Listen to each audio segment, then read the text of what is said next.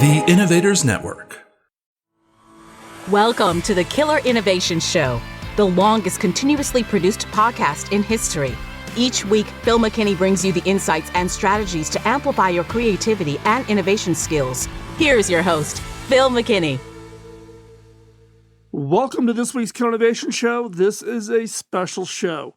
This is the last episode for 2022. So this is always the episode where we share with you the most downloaded episode of the year. So that is what we're going to cover in this week's show. Just want to give you a little bit of context as we wrap up the calendar year 2022 to let you know, for instance, did you know that there were 50 original episodes this year? We went back and did the count. Not 49, not 51, 50. There's actually 51 Tuesdays. We release the show on Tuesdays. So there's 51 Tuesdays. And the fact that we use this last Tuesday of the month to replay the most downloaded show, that is the only duplicate. We did 50 original shows this year, which I want to thank the team, Andrew and Kirk and others, that Ethan and others who help put together the show each and every week. It's a lot of work, but as a team, we've delivered this year 50 original shows. This show, again, is the most downloaded episode of 2022. So, what do you think the episode is? What do you think we're going to share in the main segment as the most downloaded show of 2022? It is the show on innovation benchmarking. It is by far the most downloaded, most listened, most shared episode of 2022 on innovation benchmarking. So, before we jump in and share that episode with you, I just got that favor to ask: follow, like, and share. Follow us on social media, follow our websites, like us, give us a thumbs up, give us a rating. Let us, and to help, that helps people find the show in the podcast applications wherever they are searching for new shows to add to their catalog list. And then third is also to share. Obviously, this is the most popular show of 2022 that we're going to share with you today. Share it with others. It has a huge impact. This particular episode, I'm sharing with you a lot of inside baseball, inside secrets of what went right and what went wrong at HP, where I was the CTO. So you'll be able to hear the nitty-gritty, juicy details in today's episode, in the hopes that it helps you and your organization avoid the pitfalls. So, without further ado, let's hop in to this week's episode. This episode is sponsored by Zoom. With Zoom, you can streamline your communication, collaboration, and creativity all in one place. Zoom is the market-leading platform that provides video meetings, voice, webinars, and chat across desktops, phones, tablets, and conference room systems. To learn more about Zoom and sign up for your free account, visit killerinnovations.com/Zoom.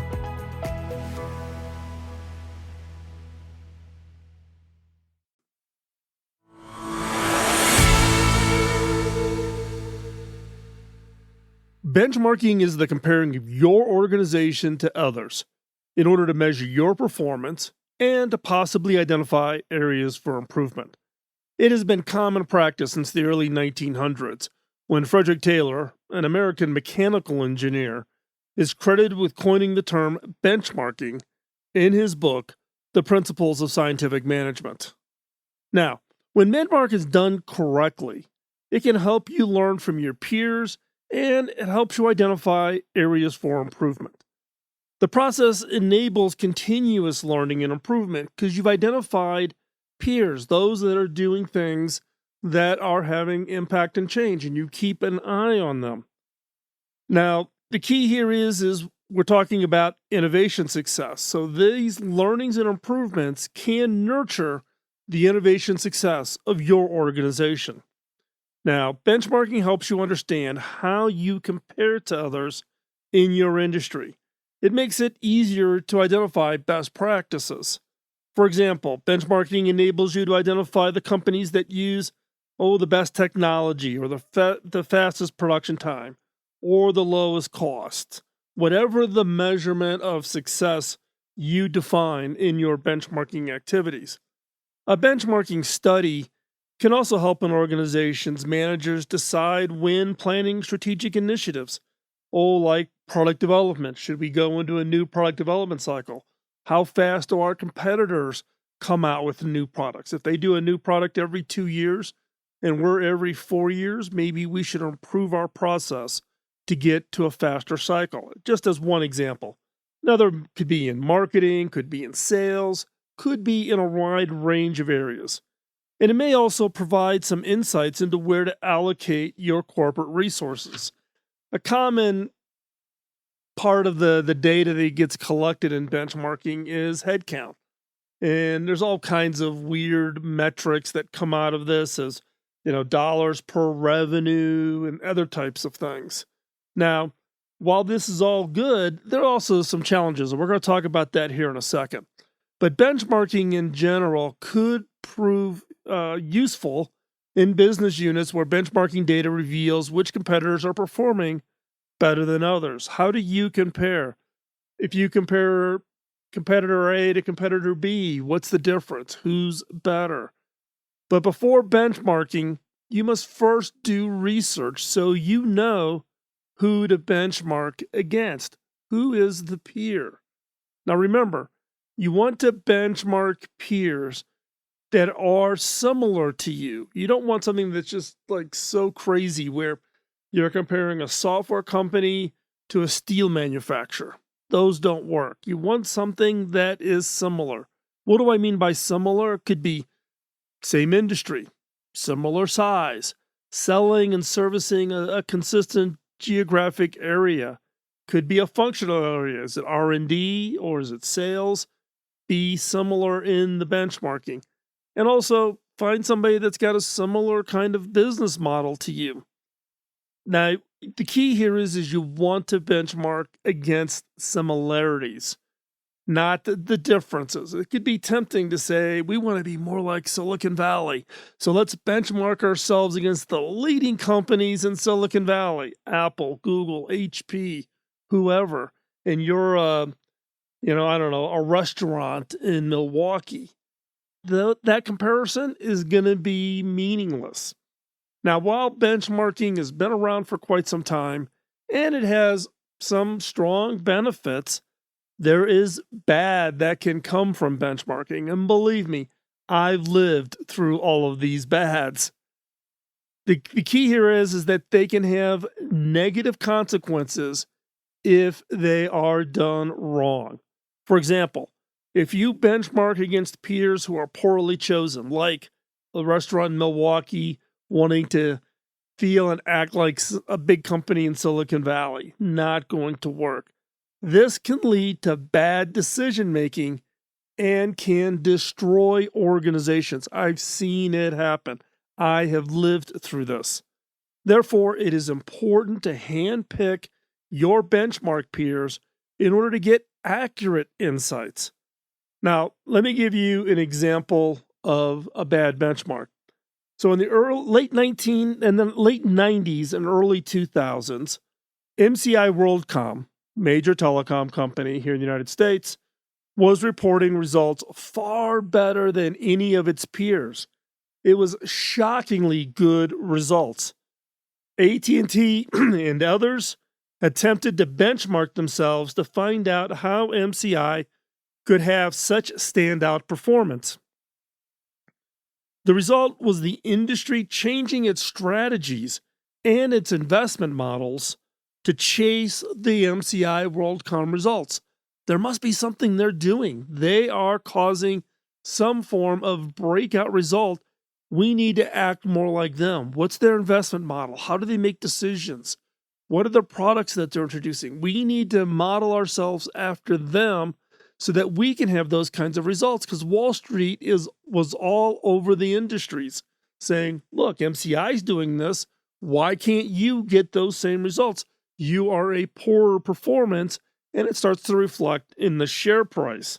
Now, while their competitors tried in vain to play catch up, MCI WorldCom continued to report surprising results.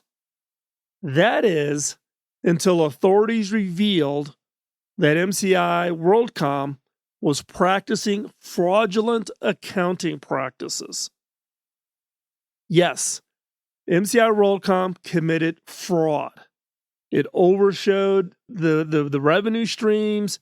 It misallocated expenses to make their results look good. Those results were not real. Those were false results. So what happened with all of this benchmarking activities? People chased it. People made decisions on a benchmark against somebody who, in their mind, looked like somebody that was just having outstanding performance, and they couldn't figure out how they did that, and they changed how they operated. Now, MCI WorldCom eventually went bankrupt. AT&T survived. AT&T survived unscathed. They had size, scale, all of the capabilities. However, others of the industry got trapped in the benchmark. They made bad decisions, such as a company that I was at, a company called Telligent. I was one of the original 5 founders of Telligent, and we got wrapped up in it. We were a competitive local exchange carrier, or what was called a CLEC at the time. And we looked at MCI's results and we're like, how are they able to deliver those kinds of results? We made decisions. We drove ourselves to try to drive a performance level the same as MCI WorldCom, and we made bad decisions. Telligent ended up in bankruptcy. We were a public company on the NASDAQ. Now, I was long gone from the organization before the bankruptcy happened, but Telligent ended up in bankruptcy. So here's an example of picking a benchmark in an industry, similarities, not tight similarities, but everybody's in the telecom market serving similar customers, albeit MCI WorldCom was much, much larger than Telligent, but we were publicly traded. Wall Street was pounding on every telecom company in the industry to get to those same level results. You need to innovate to get to that. And everybody tried, and people made bad decisions because of a bad benchmark. And that bad benchmark was a result of fraud by the senior leadership at MCI WorldCom. Now, with benchmarking, the consultants and advisors who have been offering the standard benchmarking services, such as benchmarking your sales or benchmarking your customer care, or benchmarking your new products and your new product strategies. These same consultants are now aggressively pushing what they are referring to as innovation benchmarks. Now, whatever your role is, if you're an innovation leader, you're a chief innovation officer, you're a team leader, odds are one of the big 6 consulting firms is either approached you or has approached your CEO or has approached your board of directors to do an innovation benchmark on your organization. If not, count yourself lucky. If you have, you know the nightmare this can cause for your organization. Now, these engagements are all about comparing how an organization's innovations compare to each other, your innovation processes, your innovation approach, your innovation culture, all of these things. But why has this become such the hot consulting offer? Because leaders in most organizations are feeling very uncertain about innovation. Now, one reason leaders are uncertain about their ability to innovate is that they may not feel confident in their ability to come up with new ideas and their historical inability to implement new ideas successfully. An organization may be able to come up with an idea, but most organizations historically struggle with making those ideas real. So how big of a problem is this? What are the consultants zeroing in on? Well, there was a study by the Economist Intelligence Unit that found that only 38% of executives said their organization was, quote, very good at turning innovative ideas into commercial success. Only 38%. When these kinds of studies come out, consultants are all over it. They're going to create a consulting product, service, advice offering to what they view as fix the problem. The problem here is only 38% of executives feel very good about their ability to turn innovative ideas into commercial success. When leaders benchmark their innovation approach to others, they're trying to benchmark themselves out of uncertainty and into comfort. They're uncertain because they aren't doing very well, and they want to see how other people do it. And therefore, can I copy what they do and therefore be one of the 38 that starts putting out these kinds of successes? This is part of what I refer to as the benchmark trap. A single organization benchmarking engagement does not stand on its own. You don't benchmark against yourselves. If you benchmark your organization's ability to turn out new ideas into commercial success, you are also benchmarking the quality of your peers who have been benchmarked before. You have to have somebody to benchmark against. And this is the service the consultants sell. Your company A, oh, we've done a benchmark for company B or company C. We'll compare you, and you can determine how well you stack up. And leaders are looking for ways to stack themselves up to make them feel comfortable, like, oh, we got this figured out. Oh, we're not as bad as so-and-so. Or we're right in there with the big guys in our industry, etc. Now, when you benchmark yourself against competitors or industry best practices, the results will be that you become exactly like them in terms of innovation performance. When you benchmark, you're either trying to compare yourself or you're adopting what is viewed as their best practice to you. This basically drives everybody in the industry to converge towards the mean in results. You're not going to be the leader. You're going to be a me too. It's one of the things I always hated when I was in one of the big 6 consulting firms. I used to run the telecom consulting practice at Computer Sciences Corporation back in the early 90s. And one of the things that we sold was benchmarking. We also did process reengineering consulting work, etc. But we pushed on this concept of benchmarking, and I traveled all around the world and did these benchmarks. And while you're selling it to the leaders, and the leaders therefore get comfortable because they've got a document they can put in front of their board of directors or their investors or their shareholders to say, see, we're just as good, or we lead in these areas for us, which makes us better or different or whatever. But what you quickly realize that over time, as more and more companies within an industry or within an area focus on benchmarking and adopting best practices, etc., is everybody starts to look the same.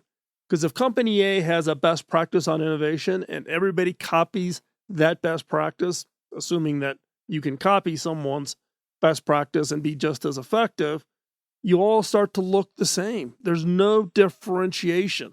I think best practices is the most stupid concept ever invented. And over my years of talking companies into doing best practices, I've seen the impact. It makes everybody average. Everybody looks the same.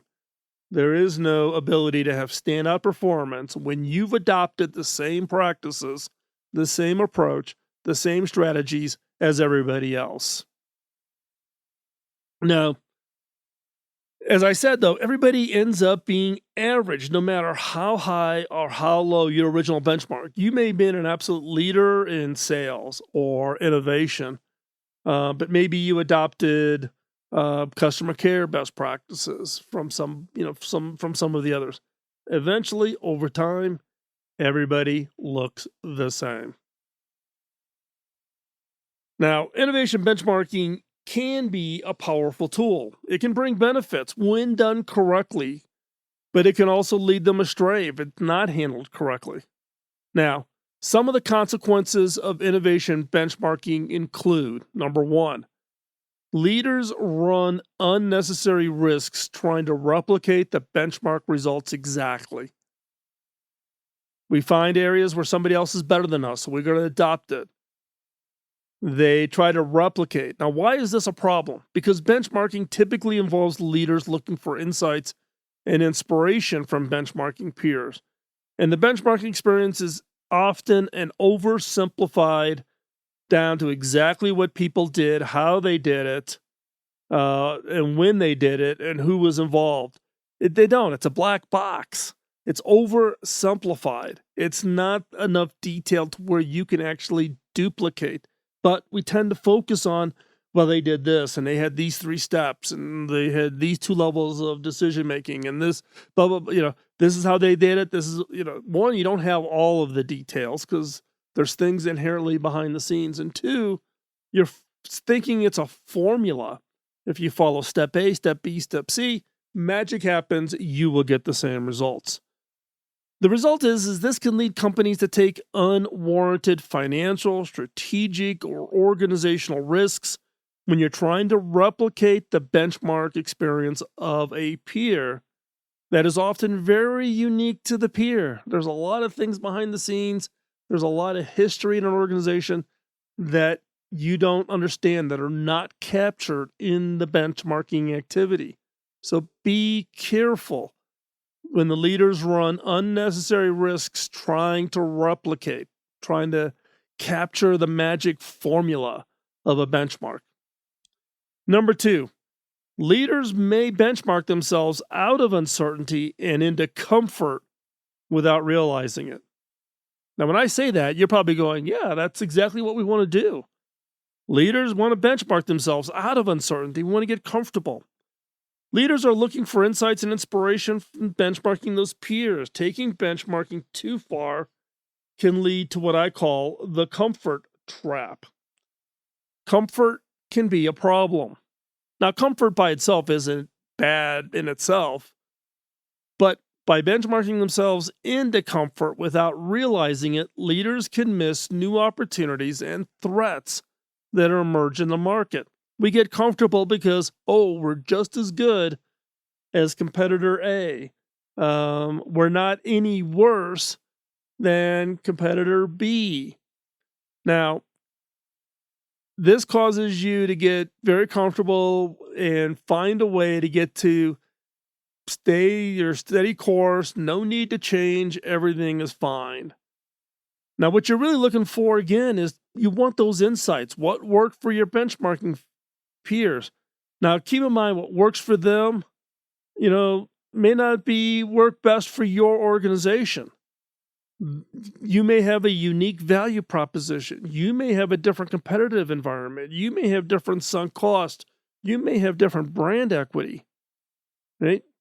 Be careful of trying to fall into this comfort by just simply finding and cherry picking those things that either make you look the same or slightly better, but no worse than your competitors. And if you get to that zone, you go, okay, I don't need to look any further. I don't need to really understand. I don't need to change. We're good. Steady course. Many leaders will try to use the benchmark as a rationalization for what they're doing now is good enough. Be careful. And number 3, leaders benchmark their competitors rather than taking a fresh look at their innovation approach. This is probably the one that frustrates me the most, right? I get calls all the time from people saying, can you tell me the magic steps? What are the exact steps I need to follow? What are they? And people who've read my book or who've taken the Innovation Bootcamp course or who've, has to get on the phone with me for an hour to understand, why it's not working for them. Be careful. Take what somebody else is doing in their innovation approach is not something you can replicate. Now, when leaders benchmark their competitors, rather than taking a fresh look at your own innovation approach, they fall into the trap of comparing themselves to others who are not their innovation peers. This goes back to, I want to innovate like Google, or I want to innovate like Apple, but I'm a steel manufacturer in Alabama, or I'm a hotel in Little Rock, right? But I want to innovate like Apple. I want to innovate like. Be careful. You want to understand and find people who are innovating that are similar to you, and not to duplicate or replicate, but adapt to what would work for your organization and your culture. If you do this wrong, where you're just looking to copy somebody else's innovation process, this is going to, again, lead to bad decision-making that can destroy your organization. The problem is that when you benchmark your competition, which includes innovators from other industries or geographies, size, scale, whatever, you automatically compare yourself to others who have been successful in completely different strategies for innovation success than yours. And then when you try to imitate them instead of trying your new approach, you will fail. You will fail. Be very careful about this. Be very careful. I'm going to give you a personal example, and hopefully this will drive this message home. And this is an example of my time at HP.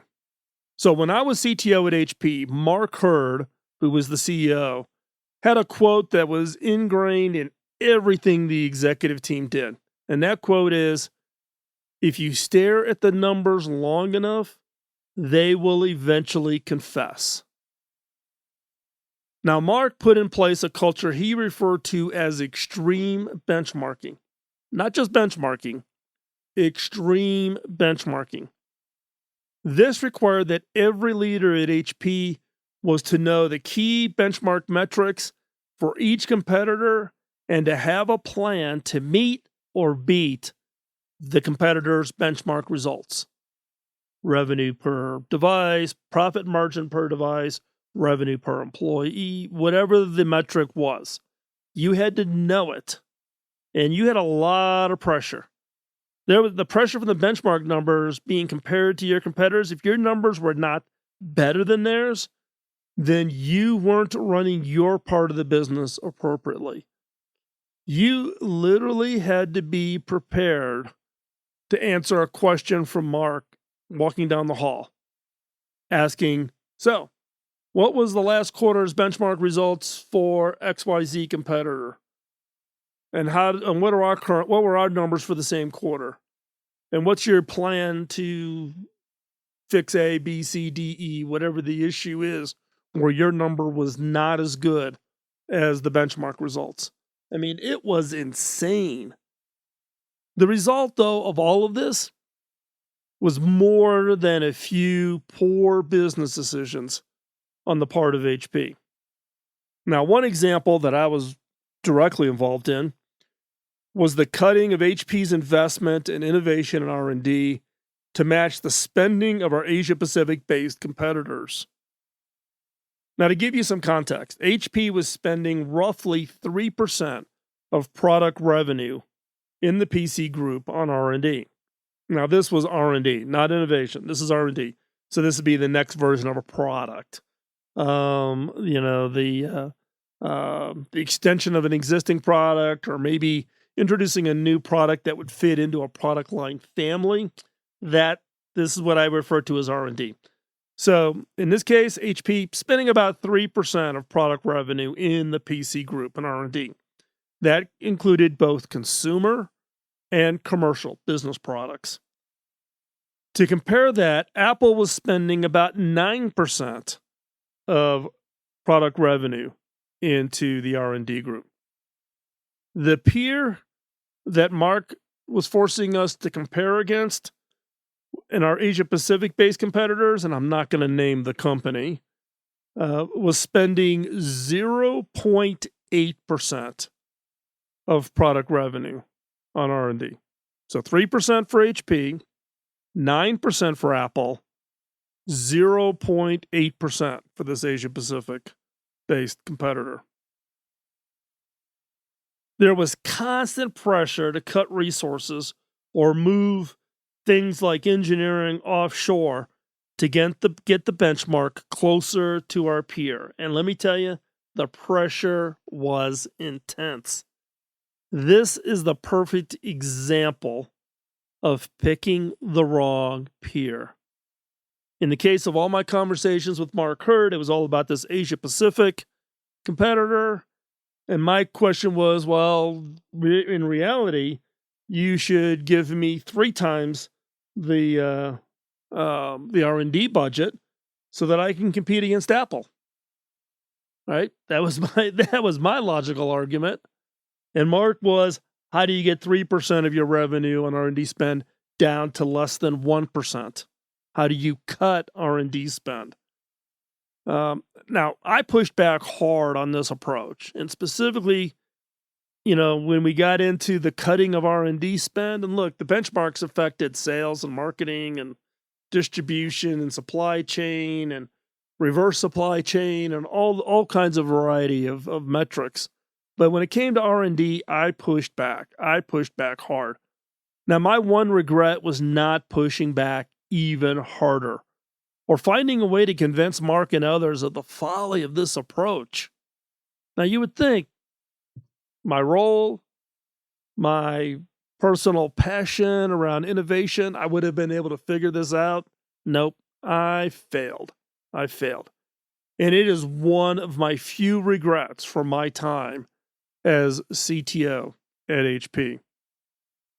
Now, the one key lesson that I walked away from this is one, whenever someone says the word benchmark, man, my antenna go up, because I've seen it done wrong. Thus why today's show. What's important here is that when you talk about any kind of numbers like this, when you're doing any kind of a comparison of how you were doing it compared to some other organization or team, or you're reading a book or you're reading a magazine and go, we should be doing that. Understand the context of the information. Is that somebody that's really a peer? Is it really a good comparison? And the odds of you being able to pick something up and drop it in and have it work is like near zero.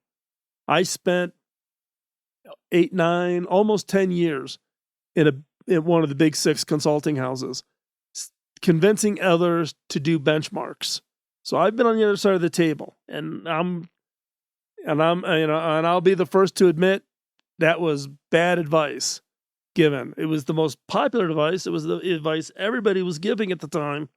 But whenever someone says benchmark, I am really concerned. Why? You cannot just duplicate what somebody else is doing. You have to put it in context.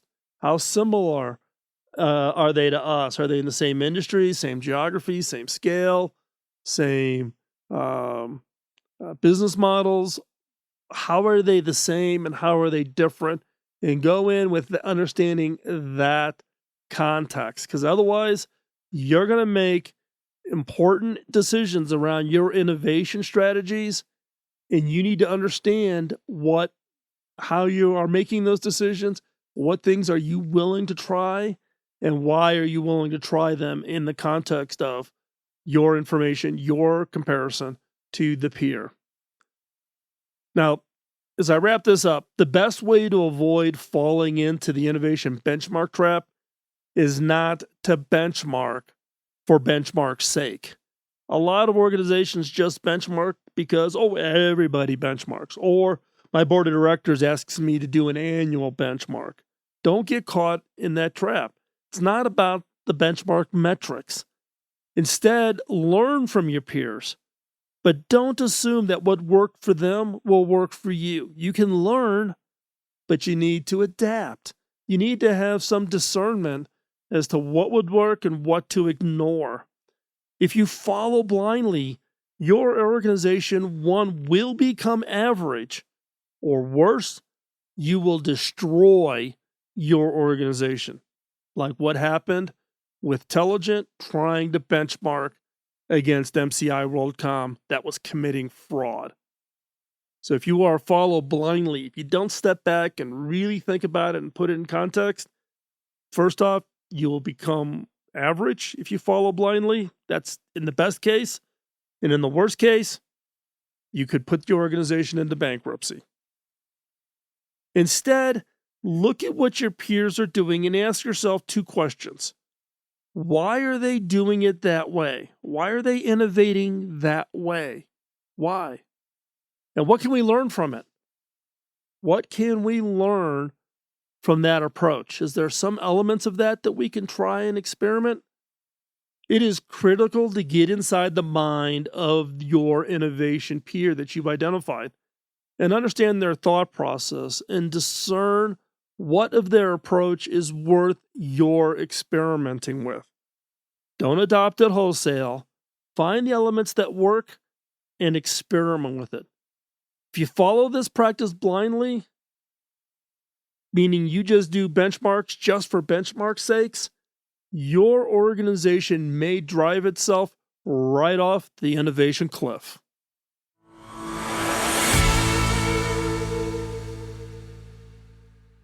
So what did you think of that segment? I'll tell you, sitting back and listening to it again, given that it came out almost a year ago, it really brought back a lot of memories of my nightmare when I was CTO at HP, fighting against Mark Hurd and fighting against the board of directors not to make bad decisions when it came to cutting innovation spend, cutting R&D spend, in an attempt to hit a benchmark that, in my opinion, was a false benchmark. And I tell you, listening to this episode again, just really got my dander up. But again, it must have hit home because this is the most downloaded, most shared episode of 2022 from Killer Innovations. So hopefully listening to that, you got something out of it. Hopefully it helps arm you with what to do with benchmarking, when what not to do, and the downside risks if you get it wrong. So with that, we want to wrap up this week's show. We're in the holiday season. I appreciate you staying with us and listening to today's show. Greatly, greatly appreciate it. Hopefully you're taking some time off to spend time with family and friends, to kind of reflect on the year. In 2022, hopefully was a great year for you. And hopefully as you prepare for 2023 here in just a little bit short time, you prepare yourself that 2023, I think, will be a great year. In fact, I know it will be a great year for you. The fact that you're listening to this show, you're putting the effort in, you're building up that creative muscle, you're improving the skill sets that you have at your hand to innovate, that 2023, you can change the world. Don't let anybody else tell you that you can't. You can. And I hope to see the great work that you do in improving all of the things that you're working on this year. And with that, have a great end of year. Hopefully you have some downtime. We'll talk to you soon. We'll be back next week with another episode of the show. Don't go anywhere. Talk to you then. Bye-bye. Podcasting nonstop since 2005, this has been the Killer Innovation Show on the Innovators Network.